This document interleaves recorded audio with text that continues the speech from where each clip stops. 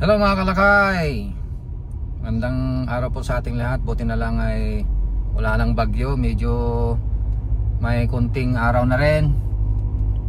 Mga kalakay, meron na akong i-share sa inyo kung ano yung ginawa natin sa ating negosyo. Sa ngayon, panahon ng tag-ulan, ay ito yung tinatawag na lean season. Humihina po lahat ng negosyo, lalong lalo na po tayo na mga vendor. Kaya naisipan kong gumawa ng paraan mga kalakay, lalo na ngayon at napakamahal ng presyo ng manok. Lalo na nung last month June ay umabot ng 220, 225 nga yung pinakamahal na nakuha kong presyo ng manok. Pero sa ngayon, July, bumaba naman konti. Naging 190 ang per kilo na. Yung iba, mayroon pa rin 198. Yung iba, 188. Yung iba, 190. Kaya 190 yung presyo ngayon mga kalakay.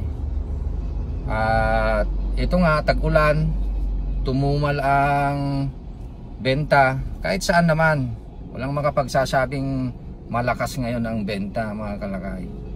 Kaya lahat tayo apektado sa lean season. Kaya ito yung naisipan kong gawin mga kalakay para maibsan yung ganitong lean season. Nagdagdag kami ng outlet.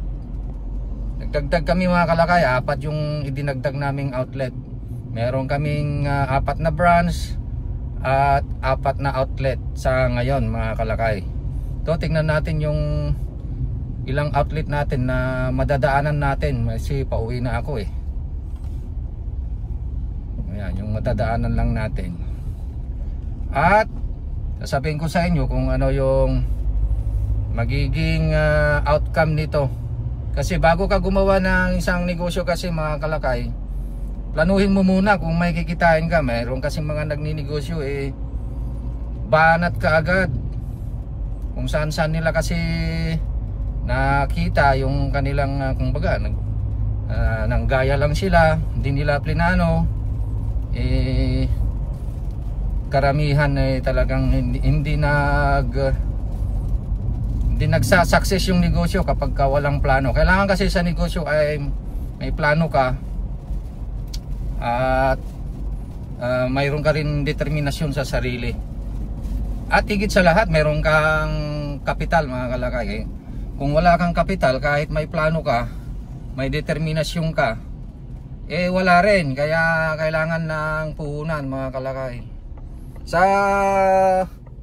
negosyo natin na Kanto Fried Chicken, kaunti lang naman ang puhunan mga kalakay. Kaya mamaya ipapakita ko sa inyo. Dadaanan lang natin, susulyapan lang natin. At doon sa bahay ay ipapaliwanag ko sa inyo kung may kikitain tayo o wala. Kasi marami pong nagtatanong doon sa page natin, yung bago nating ginawa na outlet, kung magkano ang pasahod natin sa mga nagbabantay o nagtitinda. Ayan. At yung iba nagtatanong kung magkano kaya ang kikitain natin. Ganon palagi mga kalakay, pagka nagninegosyo tayo, eh kailangan may plano. Makita mo kung may kikitain ka o wala. Dahil kung nagninegosyo ka at wala kang kikitain, ay ibahin mo na lang, palitan mo na lang ang negosyo mga kalakay kung wala kang kikitain. Dahil sayang ang pera na puhunan, sayang ang panahon, sayang ang pagod mga kalakay. Ayan, nandito tayo sa barangay mga kalakay. Pumasok tayo sa isang barangay. Ayan, medyo interior po ito, malapit sa dagat. Sulyapan lang natin yung isang outlet natin. Yun, nandun.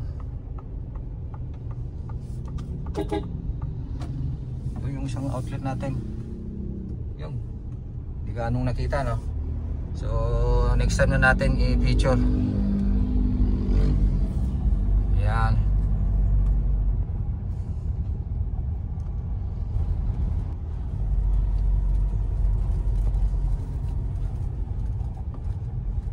Yan, malapit na tayo dun sa isang outlet. Isa pang outlet.